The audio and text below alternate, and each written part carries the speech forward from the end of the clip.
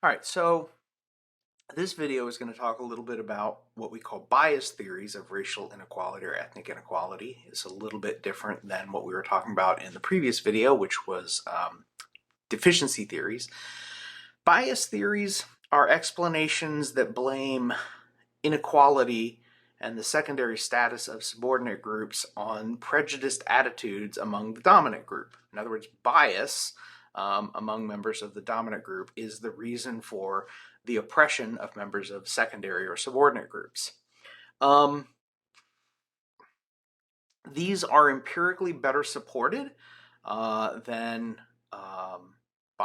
deficiency theories, and they are still mostly popular, again, because they are a little bit more complex than deficiency theories, but they are still relatively easy to understand. And so as a result, they're a little bit more popular. They are also popular, I think, because they focus on bad actors, right? There's a villain in this story or in these kinds of stories. The person who exercises some degree of racial prejudice or racial discrimination. And when there's a bad guy, there's somebody who can be punished. There's somebody we can point to and say that person engaged in this particular pattern of behavior that resulted in a pattern of discrimination, and we can do something about that. We can punish this person. We can kind of point them out. There are two real liabilities to bias theories. The first is generally speaking, they tend to be too narrow. They tend to be too focused on bigots and individuals. Not that those kinds of people don't exist, and not that their actions create harm, but there's more harm and there's more inequality than can be explained simply by pointing to prejudices and bias among individuals within society. So that's the first real liability.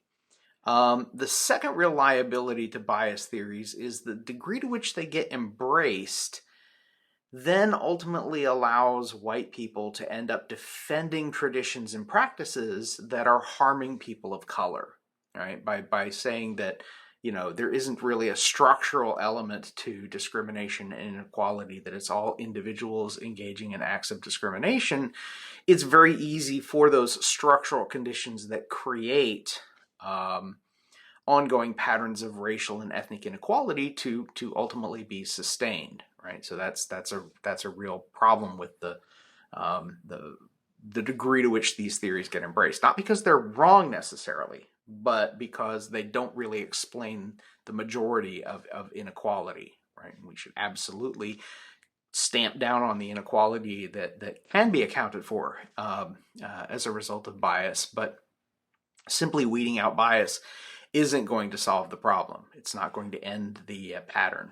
Okay, so again, lots of examples. I'm going to pick one just to sort of illustrate it because I think it's a really, really good one, and it's one that is relatively easy for people to understand, and it's got a great track record when it comes to replication, right? So these studies that I'm about to talk about are what we call audit studies. Audit studies are really, really helpful because they allow us to create real-world scenarios and real-world situations and then look at patterns of discriminatory behavior that manifest in those situations. And in 2003, these two researchers, Bertrand and Mullainathan, did a study on the responses by employers to resumes that they received. And this is one of those things that actually got into the news. So you may have even heard of some of this stuff, although 2003 at this point is quite a long time ago. Yeah, like I said, these studies get replicated and they end up back in the news again. And so if you've heard of this, this is probably not surprising. These are good audit studies, and they reveal a lot. So back in 2003, Bertrand and Mullainathan and their collaborators, they created a whole bunch of fictional resumes, right? So these are not real people. These are just, researchers in a social science research project who came up with some resumes to send out in response to job postings. So what they would do is they'd create a resume that was identical to another resume.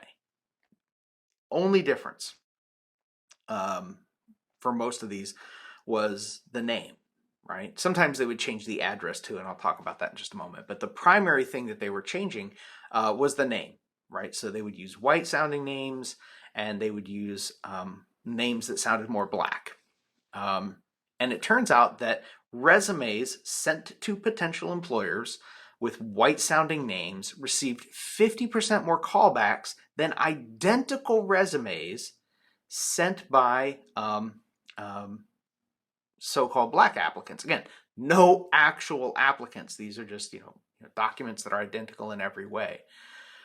Whites who had quality resumes received 30% more callbacks than blacks with quality resumes. A quality resume would be one that featured, particularly important or impressive previous employment credentials or internships or, extracurricular sort of activities. So the effect wasn't just, some employees looked good and other employees looked poor. Even when the employees were kind of embellished, the fictional potential employees were embellished to look really, really attractive to a potential employer, whites were still much more likely to get a call back.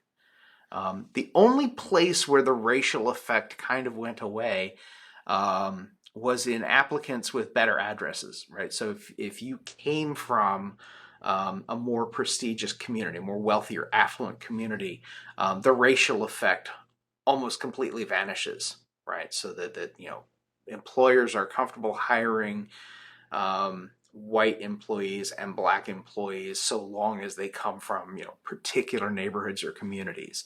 But the minute you kind of get out of that sort of rarefied narrow sliver of resumes, you see the racial effect come back in statistically significant fashion. The discriminatory practice was consistent across all types of employers. So it wasn't white collar versus blue collar. It wasn't, services, retail versus food service, all sectors of employment. The pattern was identical. So what this suggests is that bias among people who make hiring decisions is still very much present in American society, right? So these theories, these bias theories of racial inequality, have a fairly good degree of empirical support. The problem isn't that these theories are wrong. The problem is that these theories only account for some of, but not all of, the racial inequality that exists.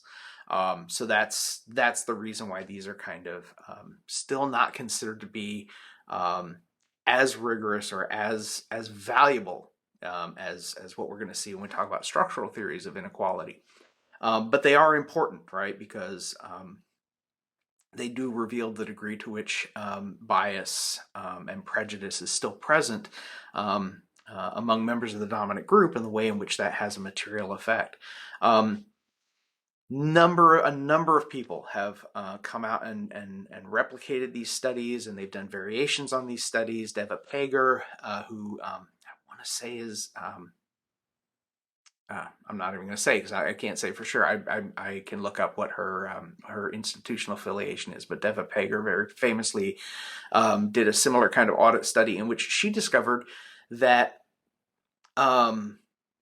white applicants for jobs who had criminal records were more likely to get called in for interviews than black applicants for jobs with no criminal records, right? So it's again, a nice illustration of the degree to which bias is still very present in American society and the way in which that has an impact on potential employment.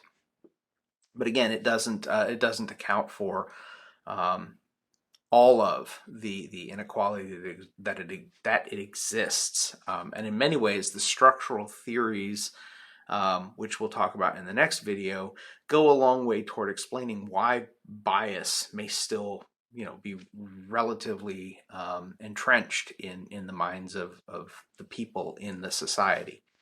So we've got a better set of theories. They are still popular, not as popular as deficiency theories, but they are still popular for the reasons that I mentioned. But again, the problem here is actually not one of whether the theory is right or wrong, but whether the theory can really explain the totality of inequality that exists in society. So for that, we're going to talk about structural theories, and we'll do that in the next video. So until then, take care.